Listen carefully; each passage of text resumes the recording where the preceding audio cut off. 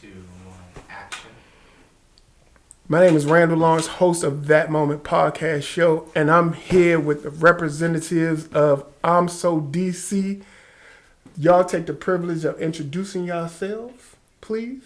Frances Hall, co-owner of I'm So DC. Beyshan Tucker, co-owner of I'm So DC. So look, we're not going to talk about I'm So DC yet. Let's talk about the history of who you guys are. Tell us where you came from. Tell us who you are. Tell us what you represent. Tell us a little bio about yourselves before we get to the nitty gritty. Sure. You want to start? All right. So I'm Frances Hall.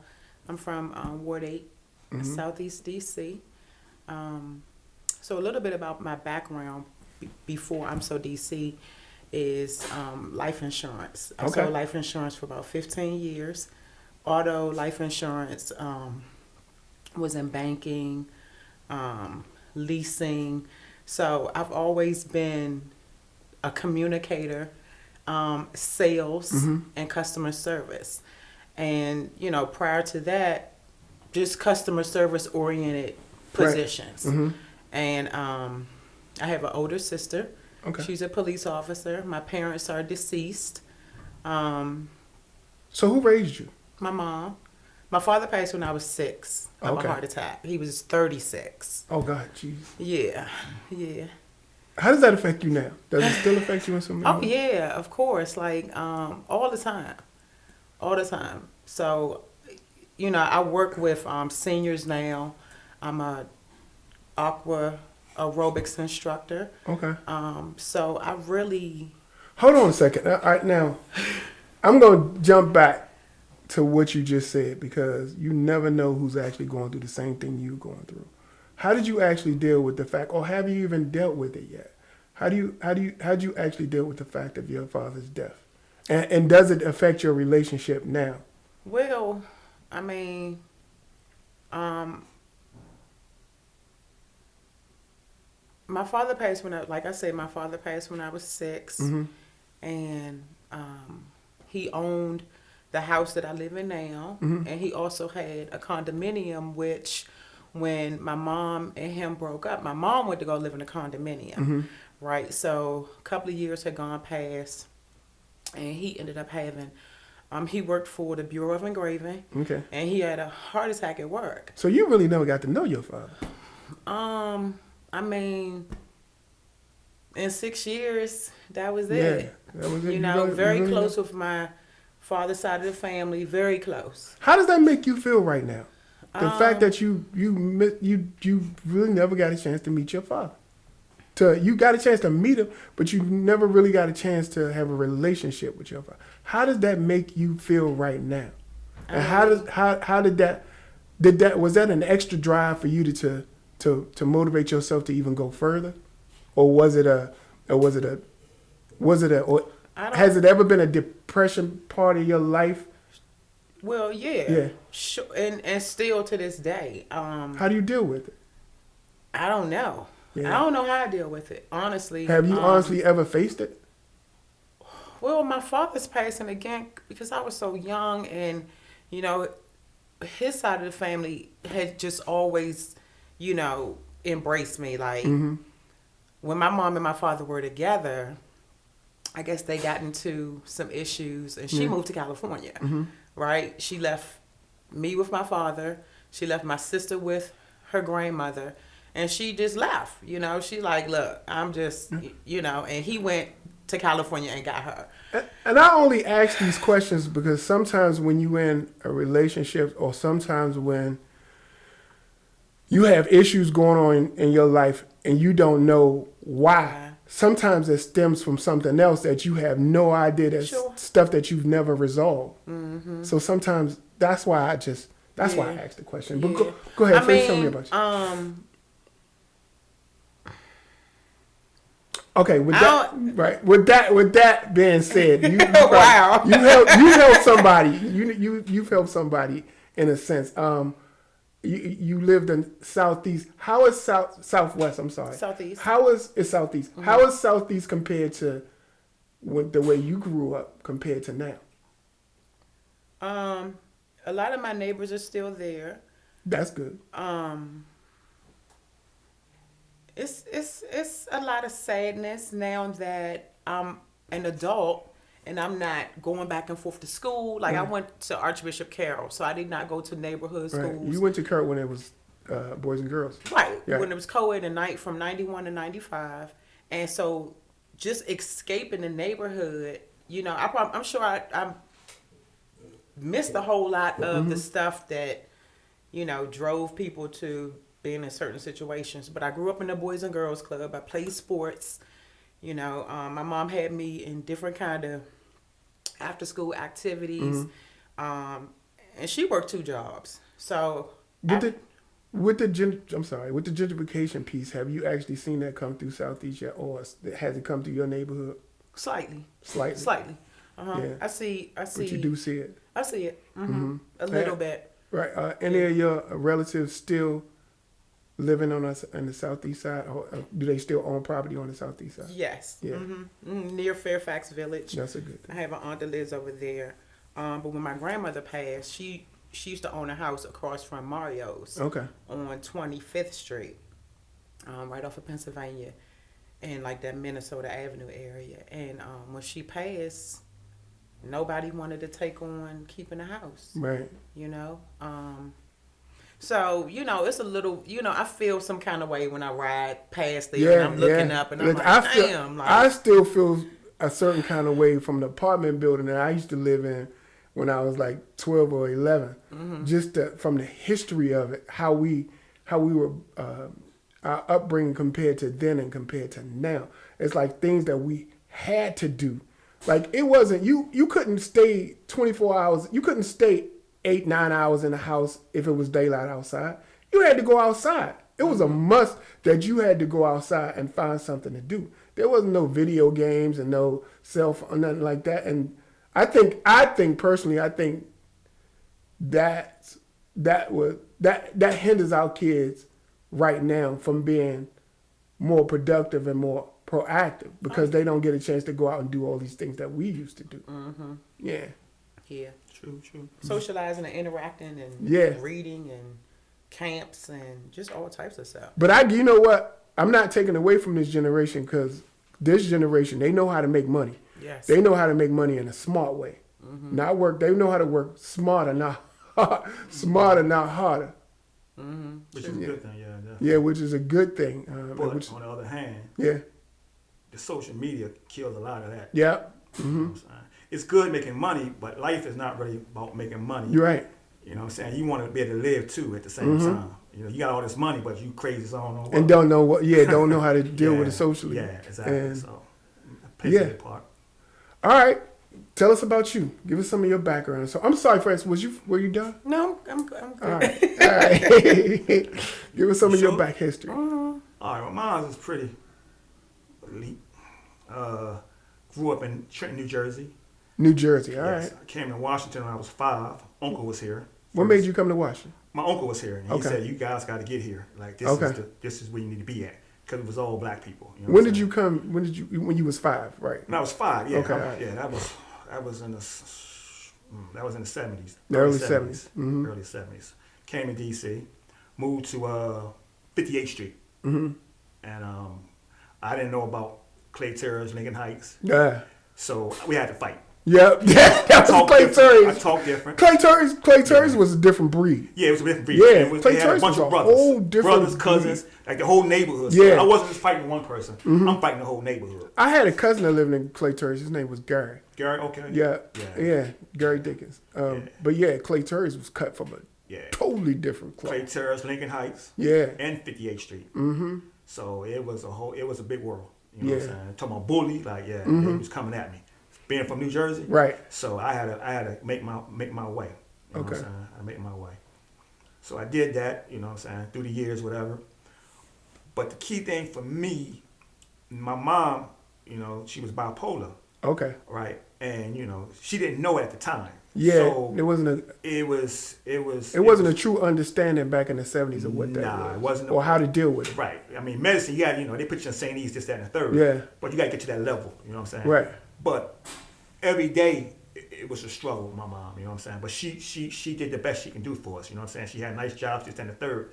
But again, she was bipolar. So I got something coming out. I got a book coming out. I'm thinking about it Netflix. I got to figure out how I'm going to do it. Maybe I can talk to you about this. Oh, yeah. About my life story, because again, it was, I done seen a lot. And I don't want to go too deep into it. No, go too deep. We got an hour. Okay, but You my can mom, talk. you know, like a kid growing up, you know, I see my mom commit suicide.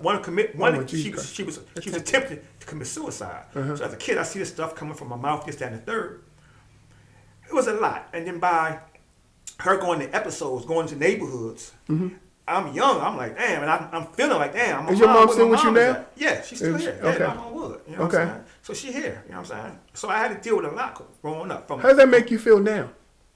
I mean, I got my ways. Yeah. You know what I'm saying? I got my ways. Like, yeah, it's a lot. It's a Did lot the to deal with. was that bipolar in her family somewhere down the line? Was she the only one in it? Nah, she was basically the only one. You know Yeah, what I'm because saying? I know sometimes when you have a mental health issue like that, it triggers from somewhere else in your family. Sort of, kind of. I mean, it's kind of deep. You know what I'm Yeah. saying? It's, No, it can't. It ain't we're gonna kind. need longer It than an is. hour. We're gonna need longer than an Yeah, hour. yeah. It ain't kind. It But is. Yeah. as a young fella dealing with my mom's situation and the streets, the neighborhoods, Back then. and being somewhere different back where. Yeah, So coming I from had New a Jersey. lot to deal with, like a Yeah. whole bunch of stuff. So you talking about somebody strong when you say he's strong in this spot? Yeah. Like I had to be strong for all that. Did you have It's brothers my and mom's sisters? serious. I had a brother. I got a brother. He went to jail at an early age. Mm-hmm. You know what I'm saying? Lorton. So I had to deal with that. I had to look out for him as well. My sister came along later. So it was 3 people in the house. But we moved from one spot to Watts, that area near Watts. So we moved there. And my mom fought a lot, you know, because she wasn't going for it with her kids. You know what I'm saying? Yeah. And again, she was bipolar on one sense, but then sometimes she's good. When Right. she's good, she's good. She's lovable. that's what But when bipolar is. to that, Yeah. she whooped her. Yeah. Especially My mom back was then, good. they didn't have. Yeah. Well, I'm not gonna say they didn't have medication for it. It was just a fact of knowing what it was to identify how Right, to treat because they it. have Yeah. medicine, but they give you something, Thorazine, this, that, and Yeah. the third, and have you walking around like a zombie. Like a zombie. Yeah. And it wasn't even about that part. You need when you bipolar, you need sessions like this. You need to be able to talk. You need therapy. Yeah. You need therapy. You know what I'm saying? That way helps. And as the years progressed, she got better, and as the medicine progressed, she got better. So that's why she's still here today. You know what I'm saying? But she, knock on wood, exactly. So yeah, it was a hell of a life, man. And then it was, I'm growing up and I had to deal with a lot of stuff. And I had talent in me. You know what I'm saying? People say, well, damn, man, you dress, you all right, this, that, and the third. And I was kind of a loner because I'm from a different city. Yeah. You know what I'm saying? New So Jersey. these guys didn't take until you knew me. As you start knowing me, then you like, damn, he all right. Yeah, like, yeah, he cool. At the end of the day, I was glad I was from another city because now I got the best of both worlds. Yeah. DC and New Jersey. So it balanced me out a little bit because when It made you have that little edge. yeah, exactly. Because when things was happening in DC and I gotta make a move, I'm Yeah. going back to New Jersey. You're going back to when New all the Jersey. killing, when all that was going on, Yeah. I'm like, well, I got somewhere else to go because it was, Yeah, it New was. Jersey. I came up in the Rayford's days back in Yeah. the day, and the City on the Seas and all that. So I done seen some stuff. You know what I'm saying? Yeah. But make a long story short, like I said, my mom, side of her was bipolar. The other side was a beautiful person. All right, and I got to put the bipolar there because, the bad stuff is that's the most important thing. Yeah. Coming up, Right. whatever. And I rapped for a band called Class Band. Okay. Because I wanted to. That was get my in the next club for question. free. My next question. Before we got, we're gonna talk about I'm So DC down. Yeah, the no, line. that's cool. That's cool. What were you doing? What were you guys doing before I'm So DC? Well, okay. Because Well, I know I you- had clothing stores. Right. I had a clothing store in New Jersey. I had like 5 clothing stores. That's okay. And 5 clothing stores. What were the And name of those clothing stores? It's called Blicker. Blikka. You know what I'm saying? I had a clothing store in New Jersey. And bless you. And when I was in New Jersey, the murder rate and the gangs and all that kind of stuff wasn't there. Then it started growing. What part of New Jersey was I this? was in Trenton. Trenton. Okay. Yeah, so then the gangs start coming in, murder start coming in. So it was like, damn, and I did it for 10 years. So that was a whole different thing. My mind shift back from here. Now I'm like, damn, this is happening all over in New Jersey. But New Jersey, the part I was at, Right. it wasn't none of that. Everybody was chill. You got one murder, they found the next day. Yeah. Now it was getting out of hand. Then the gangs came with that, whatever. But when I came, I built something in New Jersey because they didn't really have anything to do. It's a small city. And anything that's positive, they're gonna grasp to it. And when I came in, like, damn, this is nice. Blicker, oh, what's up? You need models? So I had 100 models, had a line around the corner because they wanted something to do. So I brought them something to do because I used to work for Sobiato. Okay. I started off for Sobiato. I was like the only black person there in Georgetown, yes. So I started off with him, and I was always an entrepreneur spirit. I have an entrepreneur spirit. So I'm like, cool, I'm working here for a minute, but I'm gonna leave in a minute because I got some other things I need to do. He said, and that's, you know what? Let me tell you something. For you to sit right here and say that you worked in Saviato's back then, I'm not gonna say the only culture was actually supporting Saviato because that's not true, but majority of us was supporting Saviato. We made Sobiato, yes. Yeah. Yes. Yeah, and that's they call it Saab. Yeah. Yeah. That's a cool thing to he hired me. He hired me back in the early '90s. Like, I think like about 90. Yeah, he hired me, and I was there for almost 40 years, back off and on. So I didn't see everybody in the city coming there. Yeah. And he owned Hugo Boss as well. Yeah. So I was working. I didn't know that. And Hugo Boss. Yes. He owned Hugo Boss too. Yeah, but it was the side door that you can actually go through the thing, was it? No, it was 3 doors from there. It was Saviato 1, 2, 3 doors from there. Okay, all right. So for me, we got to do 3 podcasts, the whole movie, because there's so much that I can sit here and talk about. But I'm just trying to touch on a few points so we won't miss anything. Of course, what's your show, though? I'm sorry. No. Yep, we got a house, so we're good. Francis, what about you? What were you doing before? I was doing insurance at that. Yeah, you mentioned that. I think I was doing insurance. Or was I doing leasing? I was doing commercial leasing. At both point in your lives, how did it feel to get where you were as far as with the insurance and to get where you were as far as with the retail clothing? How hard was it? How hard was it to make a good, decent living? Consistency. Yeah. I mean, it was going out, speaking to people. I mean, I had a job before where I was knocking on doors. I used to work for a security system, security company. So that kind of helped me to take on objection. You know what I mean? Just to accept that and how to overcome it, how to turn that rejection into a yes. You know, because it's just all about how you can relate to a person and how you are making this product appealing or a need for it. So that job is what really helped to build character. In addition to the leasing and educating and insurance and just being that person in a community where people that look like me, I'm helping them. Like, they're like, you know how it is in the black community. It's GoFundMe before life insurance, you know. And so that was that's a big deal to me. With both of you saying, with you in the insurance field and the insurance field, and you and the retail clothing, how many of the no's did you take, and how did that make you feel? No's because I know rejection. Rejection. Well, for me, I was always a dresser. Like, that was my main thing. People love the way I dress. Damn, babe, you fly this, that, and the third. So I'm like, damn, I'm gonna capitalize off this. You know what I'm saying? Because I was hustling. So at the time, my mom, got sick, whatever. I got put out the house, and I'm like 17 on my own.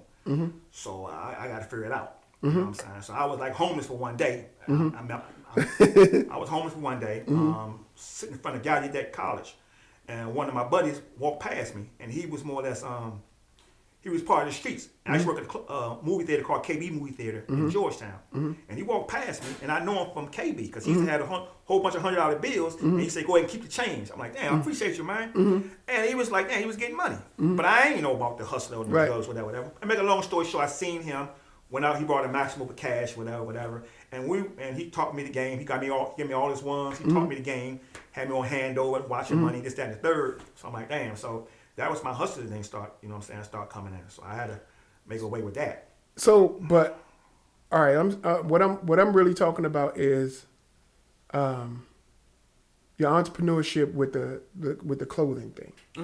Right. How much of rejection did you have to take to get to where you needed to be as far as with the clothing thing? In New Jersey. Okay, with me, I'm outgoing. All right, so. And how did it make you feel? For me, I build my own world. Yeah. So I got all kinds of people saying, you can't do this, you can't do that, this, that, and the third. So I don't really listen to that. I don't care about that. Yeah. So So day is day. I just do my own thing. I don't care. I got you. No. Go ahead. I don't care about day. So I'm focused. So I'm like, damn. I'm trying to find my way. I'm gambling. I'm hustling. I'm doing a bunch of stuff, but I'm going towards this fashion thing because that's my lifestyle. Right. I used to be one with the GQ magazine, pictures on the walls and all that kind of stuff. So I say this is my calling from day one. So hold up. I'm Just listening for to 1 second. Francis, go ahead. How did it make you feel with the rejections? As far as like with the insurance. When I first started, you know, just not being confident coming out the gate, you know, you feel a little defeated. Yeah. But then you start to hone in on some of those instances that built your character. Yeah. It's like, you know what? Instead of this, let me offer this. Right. I want you to leave out with something. You might not have came in. You might not leave out with what we intended you to have. So I ask these questions because somebody's sitting somewhere wondering which direction they should go. Okay, prime example. Right? I did a seminar.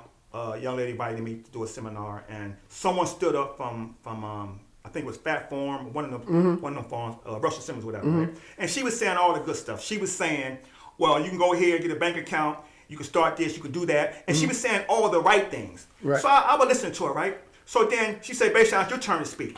So I said, what you have to say, man, it's beautiful, man. It's beautiful. But to a young kid like myself, that has scared me. Yeah. What about if his credit was messed up? What about he ain't got no credit because he took all this money that he had and invested into himself and he failed the first time, but he's still in business? What about that? What about the guy who got that ambition? What about him? He's going to fail because he got bad credit? Hold on 1 second. Go, I'm listening to you. Is this mic okay? Is it the level's fine? Because you wrapped up. No, go ahead. You talking, so I'm go right ahead. here. Finish. I love it. So in a sense, what she was saying is knocking out other people like me that look like me, that's a dreamer, but we don't have good credit. So if I have good credit, I don't have no money, that means the dream stops. So I told him, I said, listen, it's not about your credit, it's not about that, it's not about money, it's about your passion. Yeah. If you got a lot of passion and when you talking and people can hear that and feel that, they're gonna give you spots. I had a spot in the mall, I had no money, I had no credit. My credit limit 300. When I got finished talking to that lady, she said, listen, the key is here when you moving in. And I got the money for them all. That's right. Because of my passion. Right. You understand? And what you was saying before, it's not about no's.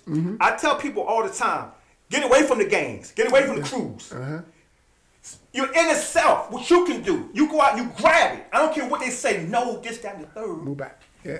Grab it. Grab it. Embrace it. Yeah. You know what I'm saying? No means yes. Man. Right? I can do it. Can you do it? Well, I can do it. Even they say, well, when? Well, it's impossible. Okay, right now it's impossible, but give me 2 weeks, and it won't be impossible. So I cut the middleman out. I did everything. And right now, today, they were saying, hey, you doing too much, or this, that, and the third, because I know if I don't do it, it's not going to get done. If I ask you, we're going to go back and debate. By the time we can finish debating, 3 weeks done passed, 4 weeks done passed. I could have did that 6 times over. So again, if you do it, if you get into it, you make it happen, grab it. Come, let's go. I got it. I started it. Let's go. I'm doing it. I'm inspiration. I'm the Jay-Z's. I'm this, I'm that. Okay, I don't have a whole bunch of people like Jay-Z, whatever, but I'm still doing it. Yes. I took the loss. So that's why you living the way you living now, because I did all that. Talk about. I don't know how. Boy, Piggyback on that. Yes. Piggyback on how important it is to understand when you take a loss, it's really a win. Yes, because Both of y'all. Okay. Yep. I'm gonna start. You finish. The reason why I say that, because a loss is a win, because you learn it as you go along. Oh, right? yeah. I done learned so much. Right now, it's a lot of fake stuff as far as the Instagram. They show you a picture of what they're doing. They don't show you the picture they How house you got all there. messed Yeah. up, or they about to get put out. They ain't pay their car note, or they use the rent money to pay for the clothing. They don't show none of that. All they show is and they taking the pictures. Meanwhile, I'm going home stressed out. Give me a second, I'm gonna call you back. I'm ducking calls. I'm doing this, I'm doing that, because I look at the bigger picture, and the bigger picture is my dream, and I'm saying I'm gonna get this dream no matter what.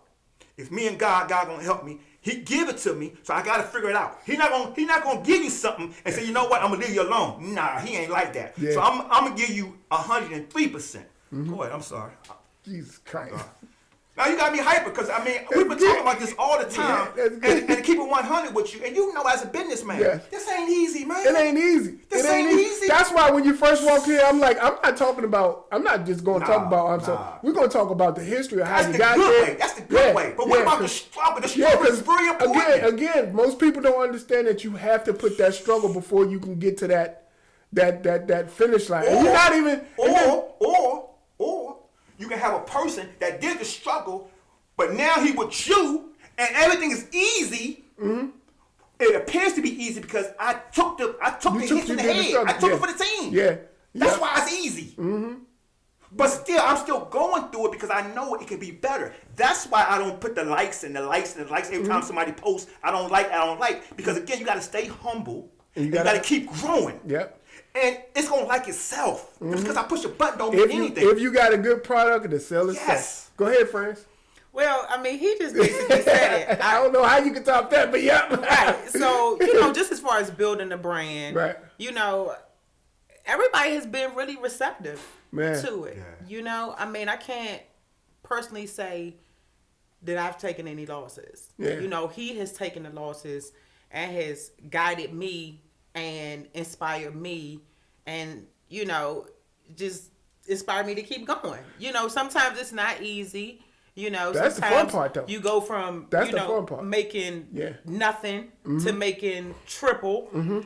So it's really about keeping your head in the game. That's the fun part. Yeah. And you gotta believe in what you do, and that's what keeping me alive. Because again, if it was about the money, I'd have been out this a long time ago. Yeah. Because it be days, man. It be days where it gets real rough. But again.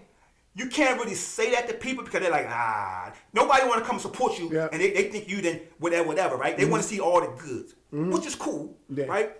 But me being an entrepreneur, man, every day is a struggle, man. Every day is a struggle. To piggyback on that, talk about how important it is for you to have a support system.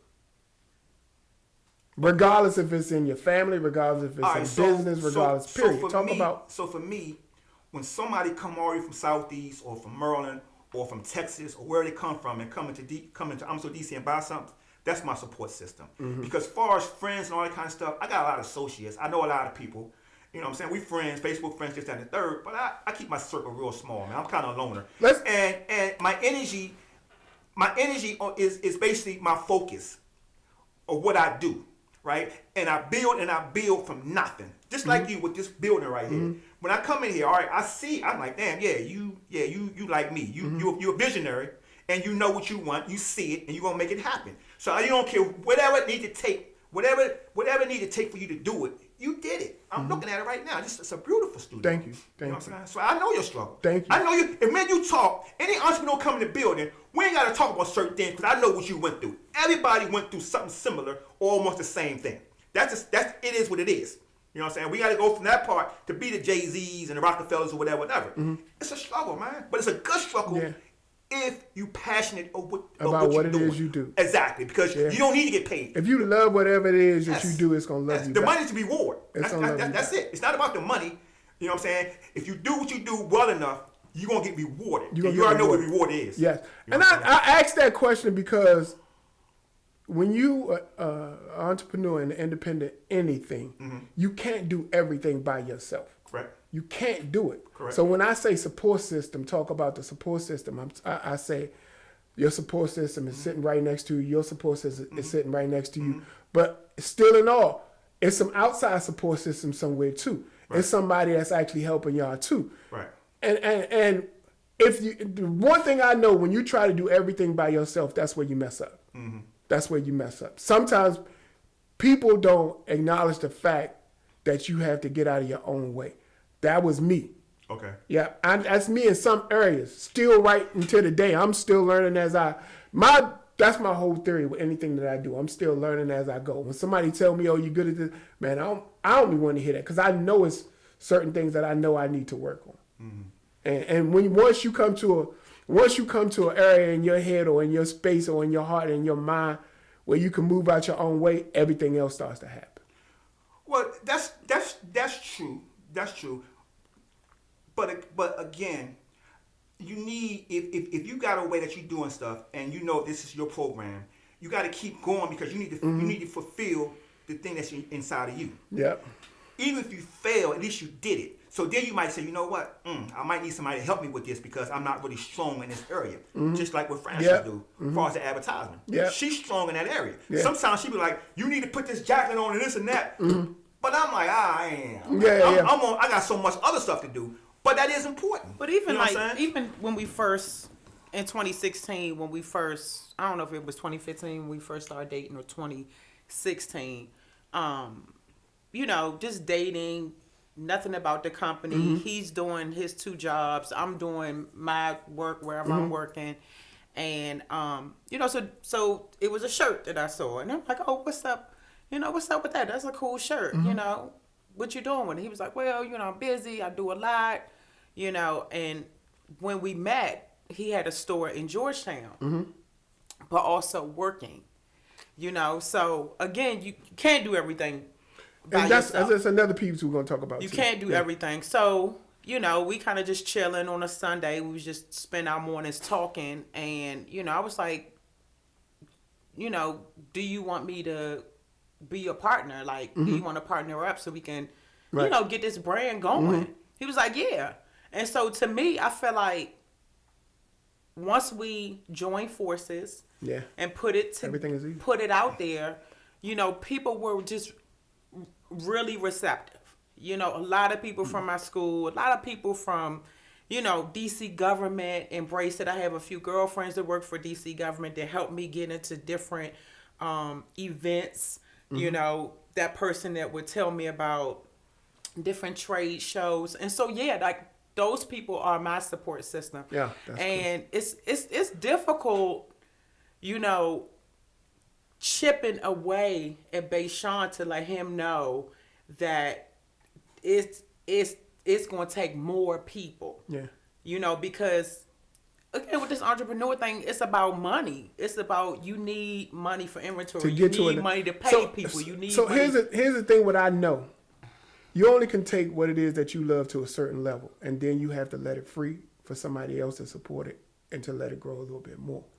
But if you know that you've actually taken it to the level where it's supposed to be, that's all you can do. Right. That's all you can do. Right. Yeah. But see, me again. She mentioned when I first met her, I had a store in Georgetown. I had this shirts popping off in Atlanta. I'm so Atlanta. I had I'm so DC and some stores in Georgetown. And I was working. I was working in Sobiata, but you know, as me being an entrepreneur, I found a store in Georgetown. So I had a clothing store in Georgetown too. That was my dream. So I grasped my dream. What was the capital retail over that? Because anything. No, it was hot. Again, is knowing and finessing and being what you know how to do and talk. Yeah. So I went and I talked to somebody. All that about being high. Nah, we rap. Yeah. And it was affordable. Yeah. And I had it. Yeah. So, and again, when you mention Georgetown and when you say you had a store in Georgetown, not only did you have to have good merchandise, you had to have, again, that game to talk, not in a negative get over way, but you had to have a good merchandise for people to want to come see you. Because you had people like Kayvon, Kayvon's mama out there, and which she's still out there. Now those people had relationship with people like us that they were loyal to. You know what I mean? But again, when I came in, I didn't do what Kayvon and all those guys did. I didn't do that. They had the store in the corners and all that kind of stuff. I didn't do that. I came in as a boutique. They didn't really have the boutique there. So I said, you know what, I'm going to bring that the same only boutique. boutiques that they had was like inside of the mall. Yeah, inside the mall, Georgetown Park Mall. Yeah, but I gave them a little bit. But again, it didn't take off because I was different places, you know what I'm saying? But at least I got it. Yeah. I fulfilled my dream, you know what I'm saying? So that was good. You know, you could touch on something. But for you even saying what you did back then, that was huge. Because to have anything dealing in Georgetown. Right, because Kayvon, Steve, and all them, they own the building. That's why Georgetown stayed the same, because all those guys made so much money back in the day. they own all that property up there. So they're not giving to the young guys. Yeah, and if it's not them, it's their cousins around the corner. Right, Like and it's still the same. Yeah, it's still the same. Yeah. And then some of the clothes that some of the guys have been there for ages. Like it's the same inventory. You know what I'm saying? So it ain't man. Only one was basically doing it. You know what I'm saying? Hats off with Steve, man. That's Sobiato. And because he changes inventory up. I mean, that one store. I'm gonna tell that man business, man. But that one store. Every 3 months, he was doing what those rappers was doing. Yeah. You know what I'm saying? I can believe it because we had the whole city coming in. Yeah, I was about to say, because a lot of people came out of town to come definitely. and support. And I respect that because I called a charge back in the day, and I needed a job, and he gave me my first job. You know what I'm saying? Cool. My first job, and he kind of mentored me throughout the whole process, like 30, 40 years. He said, listen, you're not going to buy no soft stuff. You're not going to buy no shoes, none of that stuff with your check. You can't buy nothing from here. Yeah. And I was like, why? He said, because we're not going to do it that way. I said, no problem with me. You know what I'm saying? But that kept me focused. Right. Every once in a while, if some sales stuff happening, he said, go ahead, you can buy some of the sales stuff, but we're not gonna do that right there. Yeah, because that's how, you know what I'm saying? So that was he instilled in me. Yeah. You know what I'm saying? I for us, the way we grew up, to us to have to see that era go through, as far as like the Georgetowns on a Friday or Saturday, you couldn't even go down a certain street without staying in traffic for an hour or two or whatever the case. Yeah, it was crazy. For me, it was crazy, but it was beautiful. Yeah, it was. It was beautiful. It was almost like, where would you want to go on the weekend? Oh, I want to go to Georgetown. Right. Just to, even if you just go and just walk up and down it. Right. And I know those cats, man. Like I said, Steve came out and all them. You know what I'm saying, with the jury and everything like that. Like I can sit and tell you some things, man. But yeah, they made their money and they invested back into the community. Like, you know, they got the buildings, this, that, and the third. Yeah. So they looked out. You know what I'm saying? All right, let's get into the good part. So when in your life where you guys felt like, all right, let's try something new. Let's try to venture into this I'm So DC thing. Well, that was when we met, because I had never been. Right. You know, I think entrepreneurship for me was a very short stint, and that was when I was selling security systems. Right. And that was, if I didn't sell it, I didn't make any money. So that is kind of my only experience, and you know, in sales. So you know, you work hard because you want more commissions and stuff. So the I'm So DC thing was already there. The I'm So DC thing was already there. He had already started it. When did y'all land your first store and the doors officially opened up? Well, that was during COVID. Okay. But from 2016 all the way to 2020, it was already there. Well, yeah, I mean, I'm So DC started before, like, you started it in like 2014, right? Yeah. So we met in like 2015, 2016. And so during the beginning, we started with doing pop-ups all over the city, government events, stuff like that. Driving people cars, meeting people. Yeah. All over the city. Yeah. Just all over the city. When I first got wind to it, you were in a mall in Hyattsville. Is that? We shared a boutique space in Hyattsville by Busboy and Poets. Yeah. So we were there for 2 years until COVID hit. Pop-up. As long as pop-up. Yo, I'll tell you, here's the thing. Back then, I lived in York, PA for about 15 years, but I'm from DC. I lost touch with everything. I'm on Facebook and I saw I'm So DC. I see these other. I'm like, what's I'm So DC? And I look at myself like, I'm So DC. I gotta have. Yeah. So I came down and before you know it, it was taking off. Yeah. It was taking off for all the good reasons. I'll say this. For me, I've dibbled and dabbled in the industry of urban sportswear. I had a store called After Dark Sportswear in Georgia, Kennedy, Georgia Avenue. And I know what it takes to have an understanding. Was that with Mo? Mo, Because Mo had a store in Georgia Avenue too. Which, Mo Flight? Yeah. Oh, no.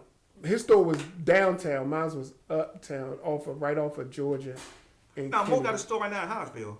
Mo got a store in Hyattsville right now. Yeah, he had a store on Georgia Avenue. Right? Yeah, he did. He had a store in Georgia and not Kennedy, Georgia off of Georgia and New Hampshire, right off the corner of that. Yeah. Mo had a store. Mo had a couple of. Shout out to Mo Flight. He was one of the guys that got a store. Him and Wendy back in the day, they was one of the first ones that I'm like, they got stores. Mo Flight was Mo and I. He's like family.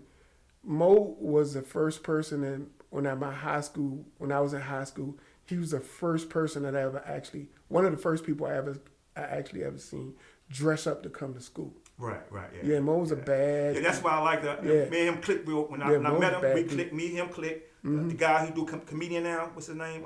He a comedian now. Dark skin guy, man. He a famous comedian. But it was all of us. We used to go to New York and buy stuff. And go to parties down here. You know what I'm saying? Mo was. I remember when I went to, not to jump off the side. I went to New York with Mo one day. Mo drove to New York and came back. I said, Mo, was I can't 21? I don't know what it was. I said, Mo, I Gotcha. can't just go up to New York and come back. Like he's like, man, I do it all the time. I said, Mo, this be my last time coming to New York. We took And that serious. I love New York. Yeah, I can't go to New York and then come back the same day. I can't do that. Wow. I can't do that. That'd break my We spirit. used to do that all the time, man. Yeah, we had because DC, we had to. You had to come fly, man. Yeah. You had to come Yo, yeah. home Mo parties, was all that kind of stuff. You got to come. Mo fly, was man. the first person who I actually ever seen dress up in high school, and he motivated me to look in different directions to do different things as far as dressing in high school. But to make a long story short, I'm So DC is you cannot mention clothing wear with us without mentioning that name.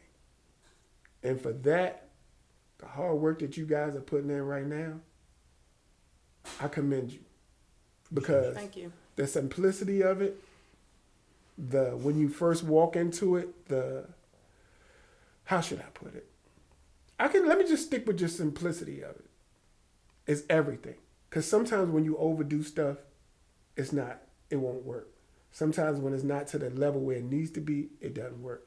But you guys are right there in the middle of keeping it simple and keeping it up front. And this is what it is. And for that, I commend you. Yeah, Thank you. I commend you. It's a nice, clean brand, good Yeah, for all yeah, ages. Yeah, that's exactly what it is. A nice, clean brand, good for all ages. What I wanted, I know in time, I know you guys still do what you do before I'm So DC. I know you still work, right? You guys. No, well, I have some small little side gigs, of course, because and I only say multiple that streams of income right. is important. Yeah, I know. I only say that because here's what I know. Sometime in life, you're going to have to pick and choose. Because one of the things that is going to actually carry over to the other. And you're not going to be able to do one better than the other. So sometimes one of these days, you're going to have to pick. Well, this is a full-time situation. Now. Yeah. Yeah, it's been for a few years now. And I say that because a lot of people, I know, prime example, me, when I was working and doing the filming, I find myself losing money while I was working because I could make more money doing filming. But I was just scared to just pick. Mm-hmm. I was scared to pick. Well, for you, for me, for myself, I had 1, 2, 3. I had about 5 partners throughout my business ventures. Mm-hmm. And that's important. And everybody, that's important, yeah. But then your partners will be your boss at the same time because that's how it seems, right? Mm-hmm. But out of the 5 people, they couldn't go as long as me because their passion wasn't deep as mine. Their pockets was nice, but it takes more than this money. Yeah, it's the passion, yeah. Right, it's the passion. And I kind of, guys, I got to move, man. I ain't making no money here, man, because, in business, it takes a while to make money. Yeah. So yeah. I kept it going, but they're like, babe, I can't do it. I got bills to pay. And they kind of moved away a little bit. Yeah. And they moved away, and they doing good, too. One guy, he coached sports, and the other guy's an actor. You know what I'm saying? Kirk Ponton.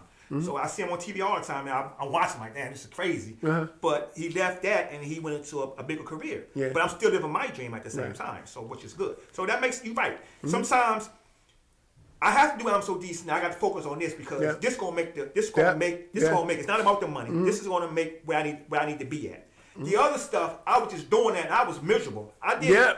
Sobiato had a club, and I was on the steps for 8 years, security, taking tickets to make sure Steve money was good going up the steps because he had a club and a store. 8 years I did that. You think I wanted to do that? Nah, I had to do it to be where we at right now. I had to do that. What's I'm So DC to you? Pride, culture, fashion, community, ages, just like I love to see the older people. Like I love to see the 80-year-olds come in the store and the 70-year-olds and the 50-year-olds because they want something to hold on to. In the midst of this gentrification and just everything just being so divided. That's the one thing that's bringing people together, all ages. Most definitely. When you first saw somebody represent I'm So DC, how did it make you feel? I get excited every time. Like, I'm very excited. Like, just because it's like, damn, like, they could have went anywhere. Where else but they? They came to us. They represent this, with pride. Yeah. With pride. They are proud. Yeah. And for that, I'm proud. Listen, let me tell you something. You can't go too many places and ask a person where they from, and they say the DMV, a person that's really from the DC. You can't say DMV. Either you from Maryland or either you from DC. Right. One or the other. So to represent I'm So DC it's got to be, and no offense against Maryland or Virginia, none. But when you say you from DC, people take that stuff serious. Serious. And then it is a pride thing. Yes. Yeah. So to have a market that a lot of people is proud to represent is a good thing, and I know it has to make you feel a certain kind of way. Definitely. Sure. Definitely. I know it has to make you feel a certain. Like I said, I represent I'm So DC, definitely, and I represent I'm So DC. But we, eventually we're going to take this to all the cities. Mm-hmm.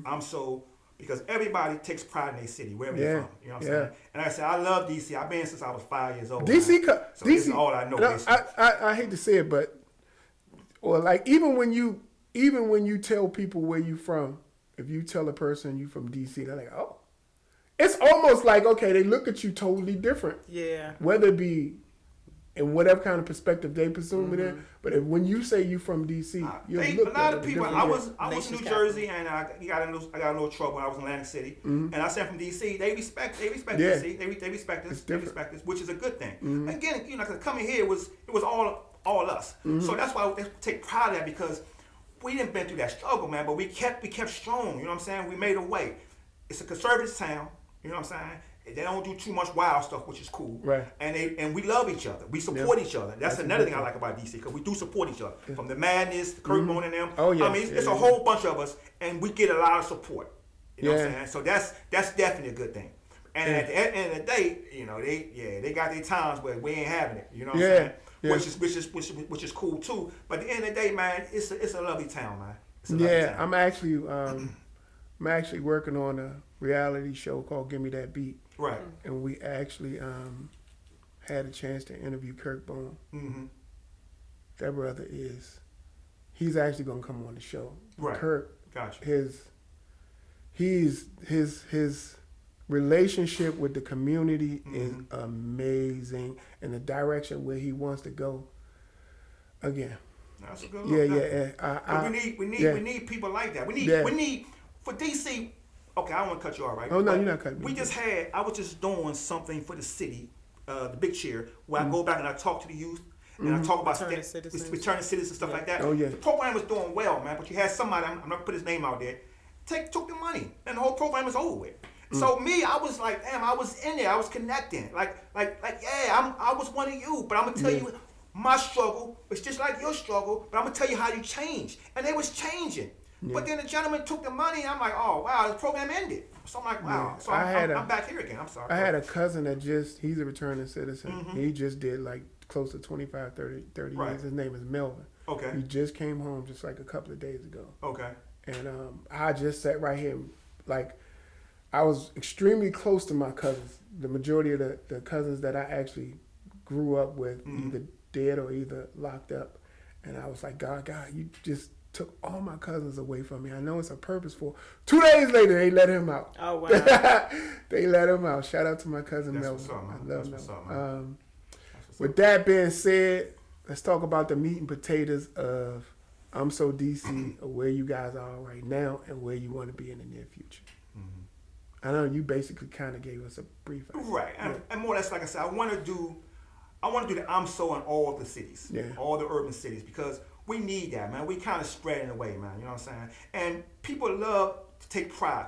If I'm in a town, sometimes I'll be like, I ain't messing with DC and whatever. But if I leave, I'm definitely representing that. You know what I'm saying? It's like being mad at somebody, but when you leave, you're like, nah, that's my people. Don't say nothing about them. Just like any other cities. Everybody take pride wherever they from, because that's where you from. Yeah. Whether you don't like it there because you're there, right then and there, you say, I don't like this city. But when you leave, I'm from Detroit, I'm from here, because it makes you feel like something. Yeah. Everybody want to be a part of something. You know what I'm saying? So where you from is where you from. Right. Where you from is where you from. But you got to make the best of it, man. You got to make the best of it. You know what I'm saying? All right. We're to the point of the segment where I need to ask you, when did you guys feel like you had that aha moment in your life of, all right, this is what I want to do, or this is where I need to go, or this is that direction that I'm going to try to work with?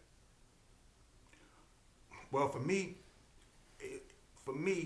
every time I do something, people come and support, and I think about something different, and I do it, and it come to pass.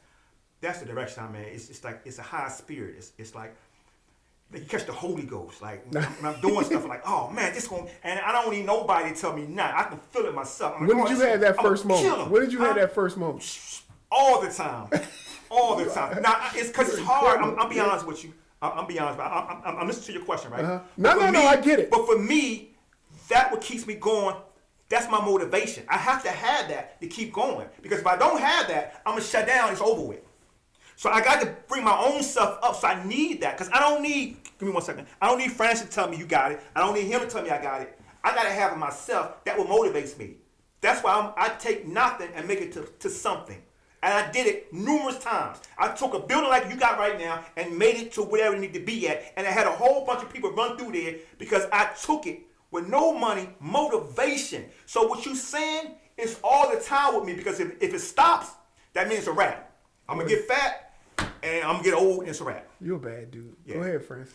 I mean, I can't pick one moment where it was just like an aha moment. I think that you're right. I think that that's something that's constantly, it's just ongoing. Yeah, it has to be. It has to be because the problem is, if you stop with it, then you're gonna be feeling yourself. You won't be hungry anymore, and you can't grow that way because it's over with. Pictures about me, it's about me, it's about me, it's about me. Nah, man, we got more places to go. We got to keep doing what we need to do, and we got to keep motivating ourselves, because look at you see it. It might be podcast now. Here come the movies. Before you know it, you like Tyler Perry. You got this whole block. This is yours. Yeah. So you understand. Man, listen. I can sit right here and talk to you guys for hours and hours. I'm pretty sure our hour is up. With that being said, I am so grateful that you guys made this trip. Definitely. It was worth it. Definitely. My name is Randall Lawrence, and I am the host of That Moment podcast show. Please let the people know how they can stay in contact with you guys. Please give us some information of the location of the store and social media handles and everything. We're located in the Gateway Arts District of Brentwood, Maryland, which is 4303 Rhode Island Avenue. Brentwood is right beyond Eastern Avenue in a circle. We sit between Mount Rainier and Hyattsville. We're open currently Wednesdays through Sundays, 12 to 7, 12 to 5 on Sundays. The Instagram handle is I'm So DC Online. We also have 2 Facebook pages, I'm So DC Apparel and I'm So DC. Once you see the brand one time, you're going to start to see it everywhere. That's just how it is, right? So we are very proud of the work that we put in, proud of our supporters. And, definitely, supporters, definitely. Yeah, we look forward to continuing the journey. Definitely. All right, with that being said, again, that concludes our show.